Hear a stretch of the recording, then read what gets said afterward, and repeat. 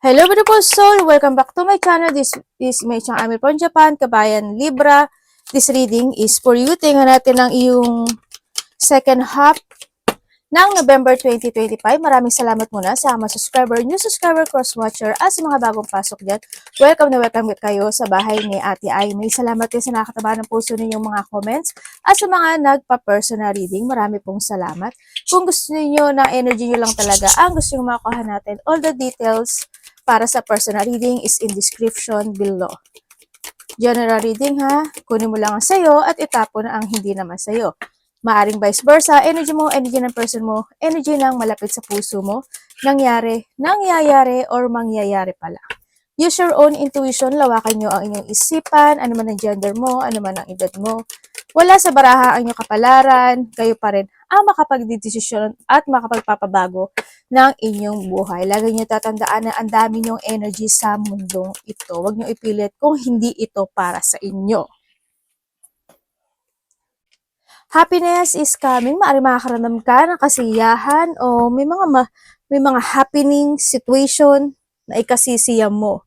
Mag-ingat ka rin, may mga arrogante ako nakikitang tao. Teka, inaayos ko yung Ayos ko yung okay, nabangga ko yung mic. May mga arrogante akong nakita sa iyo. Yan, huwag ka lang pumatol. It's more on patient. Ang gawin mo na lang, kasi may mga period of frustration o mga naganap yan o magaganap pa lang sa iba sa inyo is this a lesson to be learned. Kumbaga, may mga bagay na kailangan matutunan about sa frustration na pinagdadaanan mo sa buhay mo. Then, happiness is coming. Something important such as new job or a raise. Maaring iba sa inyo when it comes sa is siguro may mga bagong trabaho, bagong career, yan, may mga bagong happening situation in life. Sa iba naman sa inyo welcome to a raise, and kasi this abag, ibig sabihin is nagkakaroon kayo ng either there sa bonus or nagkakaroon ng mga overtime para magkaroon ng plus sa inyong sahod, di ba? O kaya napupunta kayo sa night shift, kung meron mang night shift sa trabaho nyo, mga ganon. Nagkakaroon ng adding, no? O kaya nahandi sa sitwasyon na kung may mga business kayo, maaring this time mas lalo siyang lalago or mas makakaakit ka to raise yung money na yon o yung income. Distant friend is thinking of you. May tao dito, maaring karelasyon mo, kasi karelasyon is a friend din, magulang, family, anak, kung sino man yan, or friend, diba? Is friend mo rin naman. May tao na nag-iisip sa'yo in a distance. No? Maaring namimiss ka na itong tao na to, namimiss niya yung mga kasiyahan na pinagdaanan nyo, ganyan. Baka mag-text siya sa'yo or magkaroon ng connection kayo na itong tao na to, diba? And then, magkaroon ng go out, mag-chill-chill kayo, or talking lang, kung ano man yan. Protection from a powerful friend. May tao na loyal sa'yo, no? Maaring karelasyon, kasi andito rin si friend, karelasyon man yan, kaibigan, anak, magulang, kung sino man siya, is, yan. Siguro hindi yung willing siyang ipagtanggol ka or ikaw ito sa kanya, willing mo ipagtanggol siya. Ayan, kung sino man tong powerful friend mo na to. Yan. Kumbaga ikaw, maaring gusto kanyang protektahan, no? Get back to the basic. Uy, okay. Ibig sabihin, kung this is a relationship, kung kayo is nagkahiwalay o hindi nagkaroon ng pagkakaintindihan, conflict man yan, malaki o maliit man yan, is muli kayo magkakaroon ng resetting or there's a new beginning happen into your life, no? Ang iba naman sa inyo, maaring kung ito is sa trabaho man niya, kasi andito rin yung job and raise, or business, entrepreneur, kung ano mang sitwasyon mo, maaring kayo is babalik muli sa umpisa, or kinakailangan yung bumalik muli sa umpisa. Kinakailangan yung mag-resetting. Pwedeng ganon. To raise, or para magkaroon ng pagbabago. Halimbawa, yung idea mo in the past is hindi nag-work out. Diba? This is a time to back to the basic, isiping maigi ano yung kulang, ano yung hindi nangyari, bakit naging ganun, and then you reset yourself doon sa bagay na yun o sa sitwasyon na yun. And then, yun yung makapagpapa-success sa iyo at makapagbibigay sa'yo ng happiness and you will be successful. Kung saan aspeto ng buhay mo yan. Uy, increase in material wealth or spiritual growth. Abang ganda. Ganda ra ha. Oh. Magaganda to. Yes, andito yung sitwasyon. Sabi ko sa'yo dito ba, may iba sa inyo is mag-raise na talaga yung magkakaroon ng increasing when it comes to material. Sa wealth nyo, sa prosperity mo, kung ano man yan, sa bag mo, di ba? And yung iba sa inyo is more need mo mag-trust sa intuition mo kasi mas more ka magiging very sensitive this time. Sa iba sa inyo, magkakaroon, mas mararamdaman nyo yung mga tao sa paligid nyo this time. Mag-trust ka lang sa instinct mo, sa intuition mo. Iba sa inyo, maaaring makakita kayo ng feather habang naglalakad o kung nasaan man kayo. Mag-focus ka doon kasi this is a guide. Maaaring there's a guide na nakasunod sa'yo or ginaguide ka ng angels mo. Yan, baka makita ka ng mga feather. Iba sa inyo may mga goldfish, ganyan, ibon o nag-aalaga aso, no, kung ano man yan na meron kayo. Tingnan natin ang energy nyo.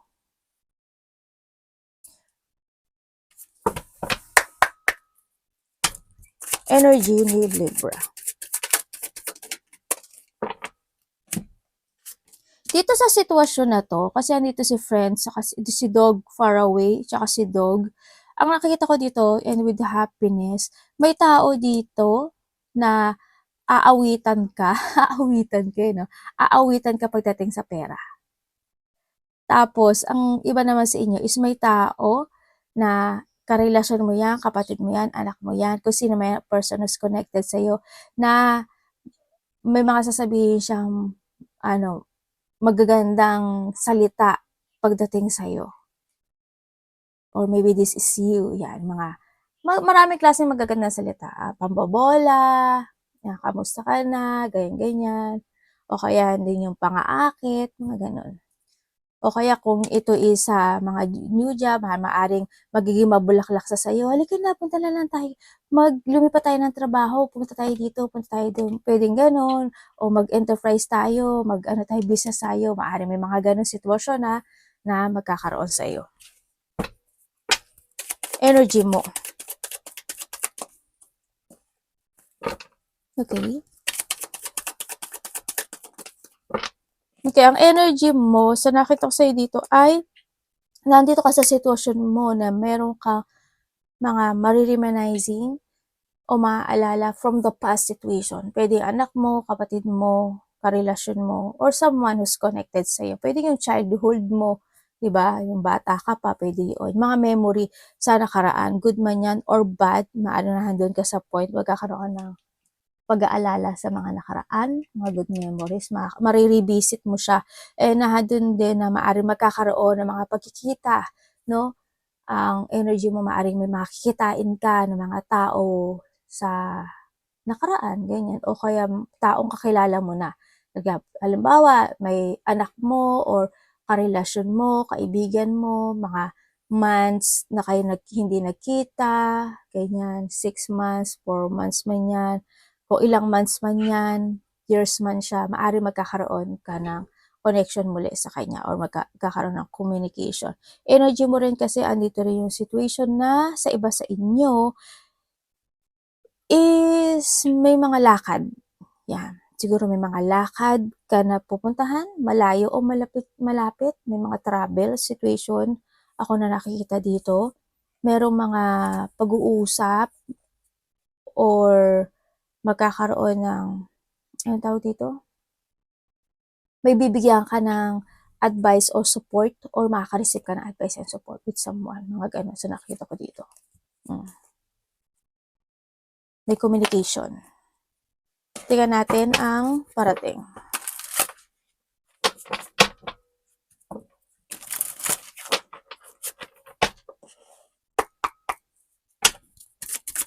Ano parating sa kanya? Kay Libra.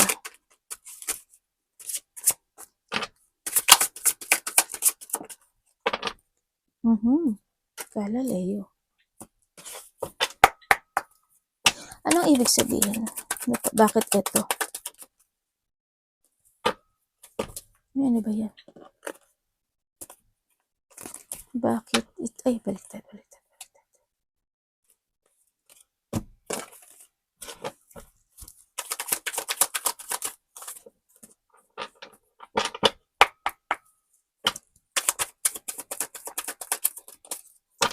Okay, parating sa'yo. Okay.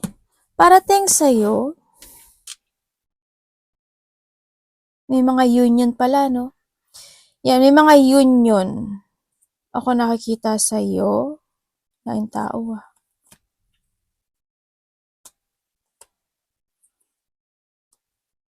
Mag-ingat ka daw.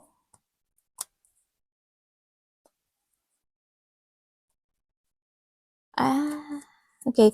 Parating sa'yo, merong kang marireceive or may mga bigla ang magaganap o mangyayari na hindi mo inasa. Kumbaga, expect the unexpected situation. Ako na nakikita sa'yo, may parating sa'yo gano'n. Maaring makaka-receive ka ng text message, communication with someone na maaring nagkaroon kayo ng distance nitong tao na to or ikaw ang kukonek sa kanya, vice versa, no pointed name, wala pangalan mo dito. Hindi ko sinabi pangalan mo dito, ha? Magkakaroon ka ng connection na yon. Maaring sa iba is may offer sa sayo or sa iba sa inyo is may mag-a-apology siya, parang ganun. Sa iba naman sa inyo is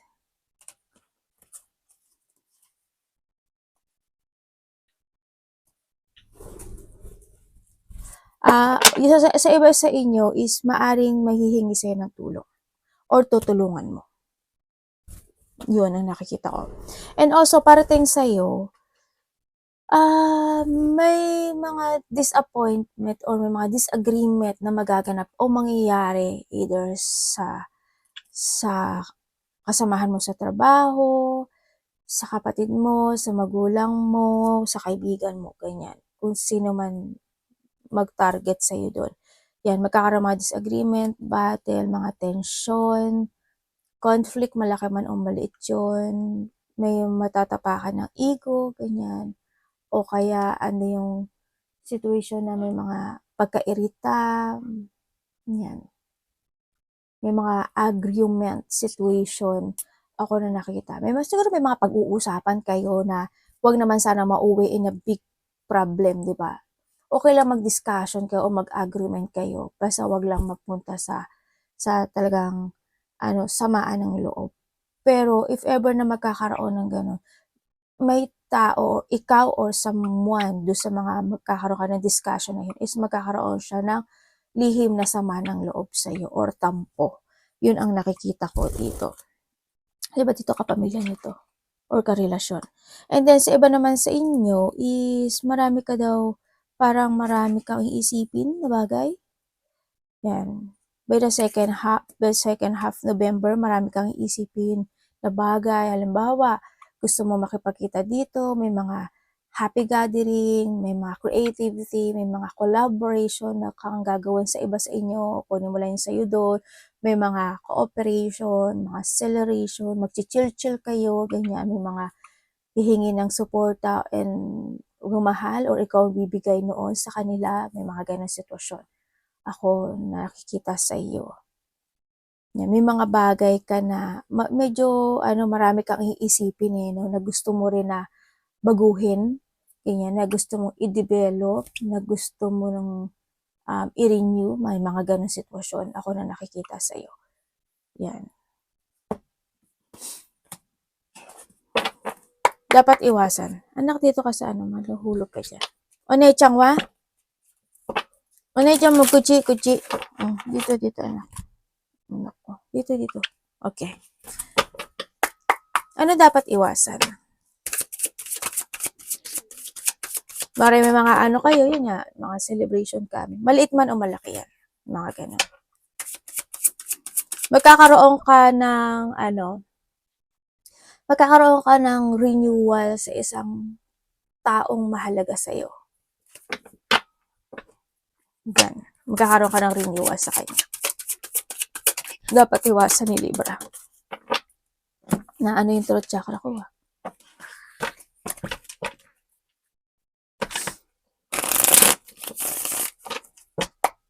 Universe, explain niyo po sa akin.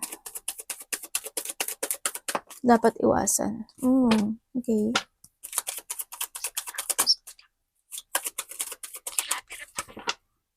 Okay, dapat mong iwasan. Okay, dapat mong iwasan, syempre, is not to find peace, no? Iwasan mo ma-imbalance ka. Iwasan mo yung hindi ka maghigpit pagdating sa'yo. Kumbaga, kailangan mo rin kasi maglagay ng boundary. No? Kailangan mo rin maglagay ng guard sa sarili mo. Then, iwasan mo yung hindi pagkakaroon ng pagkakaisa or yung mga tao na walang tiwala sa'yo o wala kang tiwala sa kanila. Ikaw na lang umiwas, yung mga hindi compatible sa'yo, umiwas ka na lang. Kung ayaw nila sa'yo, edi fine, thank you ka mo, di ba?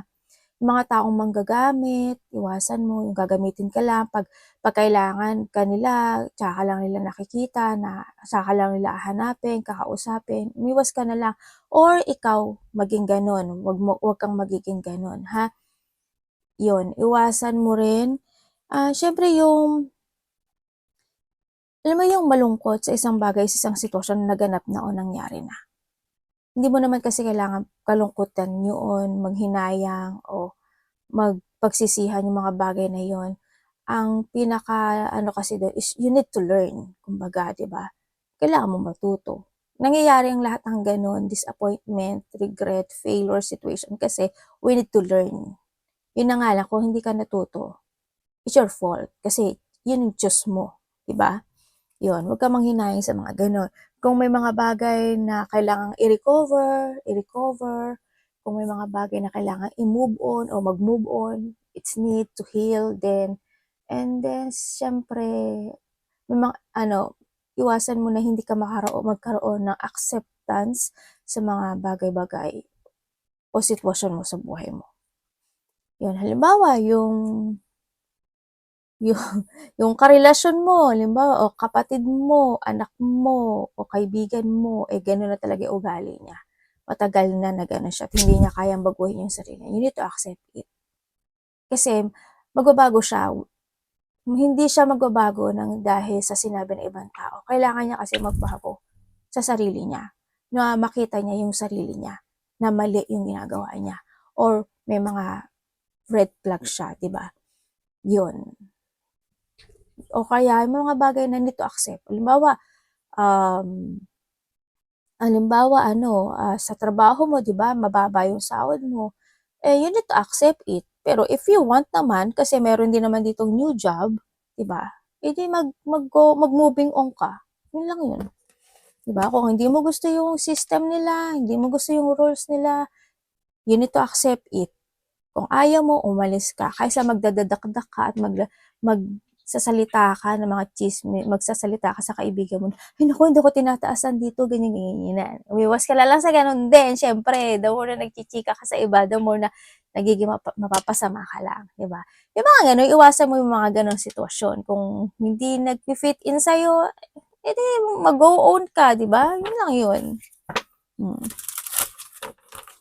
Tingnan natin, love. Love sa lahat, kapatid, anak, magulang, pamilya, kaibigan. Libra. You need to escape sa isang sitwasyon na you feel na it's not working to you anymore. Getting away with something. Huwag kang maghintay o don't wait na bumaksak ang bunga ng kusa na hindi mo sinusungkit. Diba? You have a choices in life din. Kumbaga, we need to sacrifice to achieve yung kasaganaan ng buhay. Love, Libra.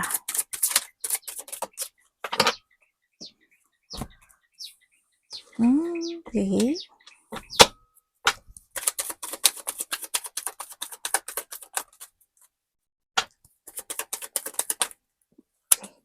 Okay, kung kayo is single. Kung kayo is single, ay, may third party pala to. Kung kayo is single, ay, sakit ang balikat ko daw.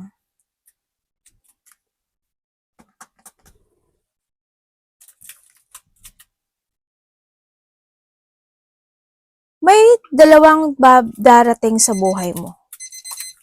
kung kayo is single. May dalawang papasok sa buhay mo. Pero hindi ko alam kung sino sa kanilang dalawa yung magkakaroon ka ng parang pagka-dedma, parang ganun. Or ikaw yung dededmahin niya. May ganung sitwasyon. Sa iba ha, sa iba. Hindi lahat eh. Pero may dalawang papasok sa'yo. Yeah, mamili ka na. Makita ko dito. And then also, kung kayo naman is nagkahiwalay nitong tao na to. Kung nagkahiwalay kayo ng tao nito, magkakabalikan kayo. Kasi babalik siya. Magkakaroon kayo ng apology or nagkaroon man kayo ng hiwalay, magbabalik siya. There's a new horizon happen. Yes, nagkaroon ng mga pangloloko, pagtataksil, pagbabaksab in the past, naging sakim at naging makasarili itong tao na ito kasi very independent kasi siya, no?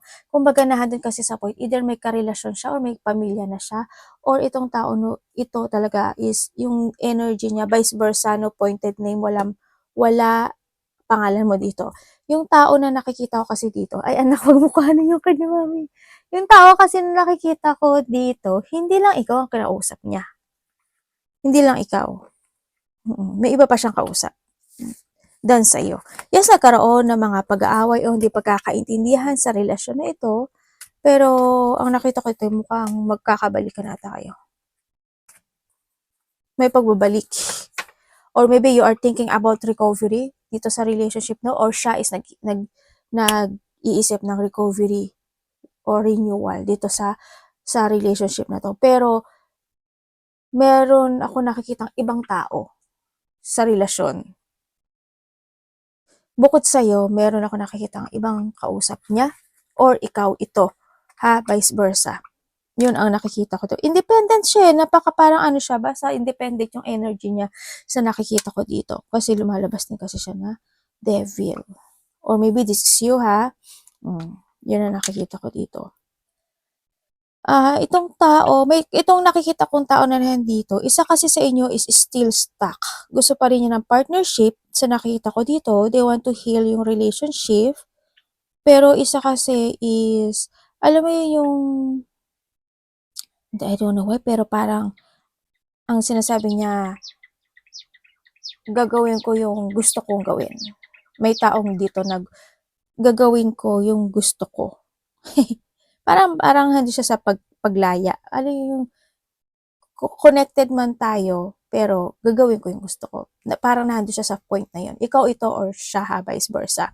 Kung kaya naman is in relationship, pero it's up to you kung gusto mo pa magkaroon ng recovery. Vice versa tayo. Kung kayo is in relationship nitong tao na to, maaaring nagkakaroon palagi ng apology situation sa relationship. Kahit na mapapaano, mag-away man kayo, hindi kayo magkasundo o magkaroon ng distance in this relationship, is nakikita ko naman na nagkakaroon naman ng apology o nagpaparamdam pa rin naman na mahalaga o mahal niya yung relasyon na ito. Vice versa. Yun. Handa yung love, care, and kasiyahan dito sa relationship na ito. So nakita ko dito, dating positivity. And then, nagkakaroon naman ng enjoyment kahit papaano. Happy and enjoy yung relationship. So nakita ko dito. Yun nga lang, pagdating sa isa sa inyo, kung sa iba ha, kasi hindi lahat eh. Nagdo-double pat kasi yung energy. Sa iba kasi dito is mahal ka niya or mahal mo siya, vice versa. Pero pag ito'y titingnan ko tong tatlong card na to, isa sa inyo is may something siya na meron pa siyang tinatanaw na iba. Hindi lahat hindi lahat kayo to. Kasi sabi ko, di ba, 2 messages ang nakita ko. Yun. Para nandito siya sa point na meron pa siyang ideal, ano ba tawag to? Na tao na maaring masaya sa sayo. Hindi naman naging masaya sa'yo, ganyan. Pero meron pa siyang ideal person na maaring itong tao na to is tatahakin niya. Meron ako nakikita. Or pwede nagkaka-crush siya, pwedeng ganun. Yun, o may kausap siya, or ikaw ito, money, Libra in money. Uy, ano yun? Ano yun? Ano yun? Ba't ganun?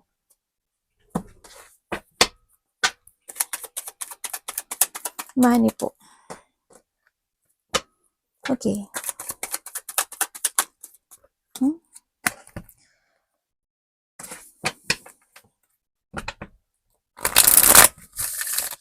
Ano po yun, universe? Okay, when it comes sa money mo, sabi kasi dito is, yes, you care when it comes to your money. Pero yung iba sa inyo, medyo hirap when it comes to finances o financial. So, may pumapasok. Yes, o sa good news naman na dumarating. Siguro hanggang yun sa point na pag may dumating, lumalabas, parang nandun sa point na ganun, sa nakikita ko dito. Kaya, ingatan mo na lang din kasi may mga bagay na kailangang i-let go dito sa sitwasyon mo. No? Kasi dumating ka sa point na mahirapan ka by the second. Kumbaga, yung sahod mo ay maging sakto. Ganyan. Either maging sakto siya or magkaroon ka ng problema when it comes sa pera. May nakita ko yung problem when it comes sa pera. May nakikita ako sa'yo na magkakaroon ka ng related sa money na may scam. Kaya may financial problem ako nakita. There's a hardship situation sa buhay mo. Huwag mong akalain na yung mga thinking about something happy and new situation pagdating sa pera is good yun. You need to trust intuition. Kailangan mo rin kasing malaman yung mga warning para makarelease ka doon para hindi maganap. May nakikita ko sa yung scam. May nakikita ko dito na tao na maaaring kung nagkaroon ng mga utang o mangungutang, hindi kanya mababayaran. Meron din ako nakita na maaaring hindi niya pahalagahan ka pagdating sa mga bagay-bagay, lalo na kung nagiging very kind ka sa kanya, wala sa kanya yon. Kumbaga, tinulungan mo siya, alam ko hindi ka nanghihingi ng pagbawi, alam ko naman yun, pero yung the more na nagbibigay ka, tapos pag ikaw yung nangalangan, wala kang makukuha sa kanya, iiwanan ka niya sa ere. And then may nakikita rin ako na i-undervalue ka or matigas ang ulo or hindi makikinig or maybe this is you. Pagdating sa pera din, may nakikita kasi akong card. Hindi ko alam ano yung related ng card or mga unpaid debit card or there's a card situation. Ako na nakikita. Tapos meron ding, alam mo yung mga gift string na halimbawa pag bumili ka nito, kasama to, free to, hindi yun free. Hindi yun free. O kaya may nag-text sa'yo, 'di ba? Sasabihin sa'yo dito na, pagka ganito is may mare-receive ka, ganyan-ganyan. Huwag kang pindot ng pindot kasi pwede isa yun sa magiging scam sa'yo. Ingat ka na lang. May tao rin ako nakikita na panggagamit or gagamitin ka lang niya. May taong sakim at magiging makasarili pagdating sa money. Hindi balik ko ikaw di ba? For your future, okay pa yun. Pero yung pang-aabuso, iba na yun. Anak, ko ka sa ulo ni mami. May tao rin dito na kapag humika ng tulong, hindi kanya tutulungan. Di ba sinabi ko na kanina? Pang-aabuso ng kabaitan, yan, may parating sa'yo. There's is an emotion pagdating kasi sa pera mo. May emotional feelings. Ako na nakikita. Kaya sabi to, you need to take good care of your money. Advice.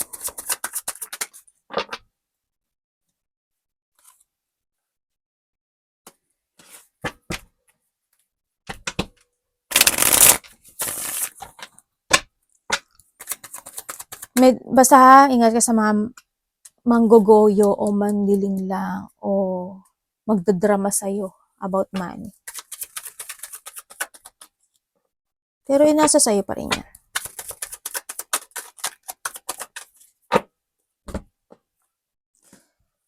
Okay. May tao dito na wag mo na yung advice ha. May travel ka? Next year. Thinking. Mukhang may either malayo o malapit, may mga travel ako nakikita. May tao dito na someone want to commit or doon yung gusto kanya kausapin, ano. Maybe this is you or ikaw. Yan, may someone want to commit and then nandun siya sa point na ayaw niyang masira yung foundation o yung relationship na to. Parang hindi siya sa point na itong tao na nakikita ko, hindi ko alam kung ikaw to or siya. Humihingi siya ng tulong sa ibang tao or kung sa kakilala, either kakilala or basta humingi siya ng tulong about in this foundation, either sa relasyon na to or sa kaibigan or sa family, parang ganon. May paghingi ng advice or humingi siya ng tulong sa nakita kasi hindi niya kayang i-release yung sarili niya or mag-let go or mag-abandon dito sa connection na ito. And then when it comes to advice, be confident, speak out, no, ang kinakailangan din. And then also, may mga bagay kasi na kailangan ng pag-iintindi, understanding, or may mga bagay na kailangan pag-usapan is needed. May mga bagay na kailangan din ng if there is a situation na need to transform, i-transform or baguhin or ayusin, ganyan, kinakailangan, no? Sana sinasabi dito. And then also is pagtutulungan, no? Alam ko naman na matulungin ka. Pero tatandaan mo, wag labis. Kumbaga, may mga point din kasi na kailangan mo mag-transform. Maging 20% na lang. Hindi, nasa sayo na yan. Kasi natin, nagdidikta ka, hindi naman. Nasa iyo yan. Diba? Wag all. Wag all. Kasi, sa'yo din niya, ikakasira mo, diba? And then also, nagkakaroon kasi ng delay sa'yo, no, Libra? May mga delay situation. May mga idinidelay ka o i-delay situation sa nakikita ko dito. Yun. Be confident daw. Tsaka makinig ka daw sa payo ng ibang tao. Makinig ka raw. O kaya kung kinakailangan mo ng payo, humingi ka ng payo. Yun. Transform. No? Yung nakita ko. Umiwas ka rin daw sa sa gulo. Umiwas ka sa gulo, sa ikakasira mo, o hindi ikakaganda ng relationship, o ng sarili, o ng sitwasyon. Arigatou namaste, God bless.